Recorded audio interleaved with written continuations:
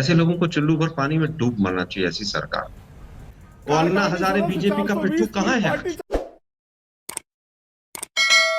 कि Lalan Singh press conference कर रहे थे, शिवानंद तिवारी केस कर रहे थे, आज शिवानंद तिवारी जदयू में से आरजेडी में कूद गए, आज जो है इनके ललन सिंह चुप हो गए।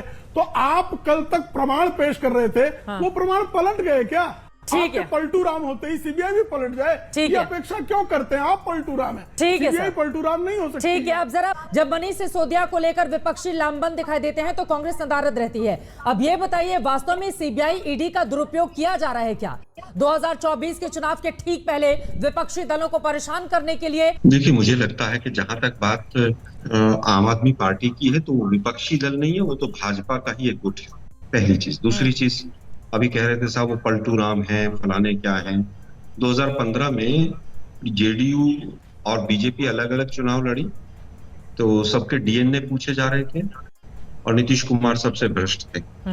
और 2020 में मोदी साहब तमाम मंचों से उनको क्लीन चिट देते घूम रहे थे। अब कौन पलटू राम है पता नहीं। नारायण राणे के लिए विधानसभा में ये कहा गया महाराष्ट्र की में होना चाहिए, आज वो केंद्र में मंत्री। अजीत पवार 800 करोड़ के घोटाले के मुख्य आरोपी थे, फिर रातों रात शपथ हो गई। पलटू राम पता नहीं कौन है। हेमंत बिश्व शर्मा की सीडी निकली, प्रेस कॉन्फ्रेंस हुई, सब कुछ हुआ, फिर वो मुख्यमंत्री हो गए। ज्यादा दूर मत जाइए, अभी थोड़े दिन पहले मेघालय में क्या हुआ कि जो सबसे ज्यादा भ्रष्टाचारी थे उनके साथ बीजेपी सरकार में शामिल हो गई। तो पलटू राम पता नहीं कौन है। मुद्दा ये है कि वीरभद्र सिंह जी की बेटी की शादी थी, उस समय पर वहां पर इनकम टैक्स के लोग पहुंचे। किसान आंदोलन था तो किसानों के ऊपर इनकम टैक्स की रेड पड़ी और इनकम टैक्स के नोटिस गए।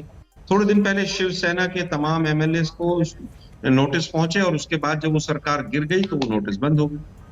नोटबंदी हो, कोरोना हो, 40% कमीशन हो, अडानी हो, सब जगह इनके लोग मिलते हैं। जम्मू कश्मीर का चुनाव होता है तो देश के प्रधानमंत्री कहते हैं कि जम्मू कश्मीर को 2 परिवारों ने लूट खाया और फिर उनके साथ सरकार बनाते हैं। 99% जो ईडी सीबीआई की रेड है वो विपक्षी दलों के यहाँ पड़ती है। अशोक गहलोत की सरकार को डिस्टर्ब करने के लिए 4 बार ऐसा हुआ। आज 9 साल हो गए, 5वीं बार लालू प्रसाद यादव जी के परिवार से पूछताछ हो रही है। अरे भाई, आप नौटंकी कर रहे हैं क्या? 2G में आपने कहा कि इससे बड़ा कोई विश्व का घोटाला नहीं, और 2014 से पहले देश जो है घोटालों का देश था। और मोदी साहब ने अपनी तरफ से आज तक एक भी जांच शुरू नहीं की कांग्रेस के खिलाफ या पूर्व किसी मंत्री के खिलाफ, और 9 साल में जिसको बंद कर दिया, शुरुआत ही नहीं की। चाहे 2G हो चाहे कोलगेट हो, उनको बंद और कर दिया। ठीक है, डीएमके को क्लीन चिट किसने दी? इसी सरकार ने दी। तो पूरी तरह से ये लोग अब बेनकाब हो गए कि अडानी को बचाएंगे, विपक्षियों को परेशान करेंगे। नेशनल हेराल्ड 2012 से चल रहा है। हाँ, अभी भी प्रिलिमिनरी इंक्वायरी चल रही है। मतलब इसको क्या कहें?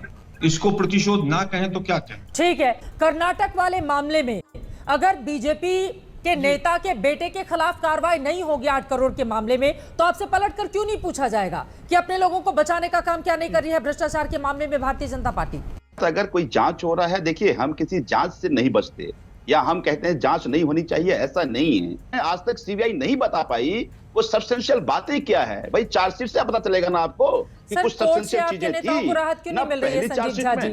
कोर्ट से भी सत्येंद्र जैन को आप देखिए कितने लंबे समय से जेल में है, क्यों नहीं राहत मिल गई? अच्छा सवाल है चित्रा जी, ये बड़ा अच्छा सवाल है और देश को जानना भी चाहिए। एक बात समझिए कि 6 महीने तक लगातार ईडी और सीबीआई दोनों के कोर्ट में लड़ती रही कि हमारे पास एविडेंस है। फाइनली जब जजमेंट का टाइम था तो ईडी ने कह दिया कि हमें इस जज पे भरोसा नहीं, जज बदल दो।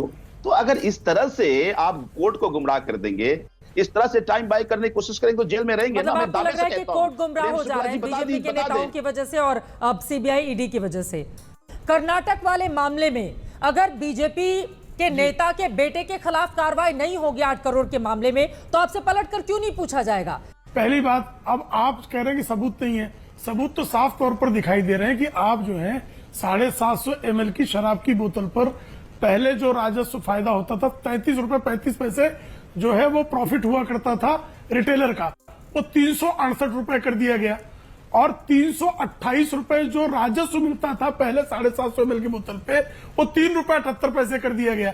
तो ये साफ तौर पर दिखाई दे रहा है कि आपने भ्रष्टाचार करने के लिए इस तरह की बात की।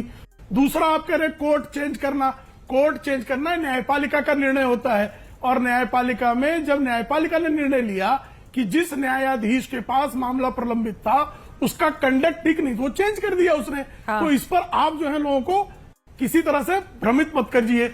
अब दूसरा मामला कर्नाटक का, उसमें गिरफ्तारी बाकायदा जिसको रंगे हाथ पकड़ा गया वो गिरफ्तार है। हाँ। शेख को जो है वो जांच की कार्रवाई चल रही है। अगर उसको बेल मिलता है तो राहुल गांधी को अगर बेल मिल गया 420 की केस में, इसका मतलब नहीं ना कि सीबीआई राहुल गांधी के साथ खड़ी है।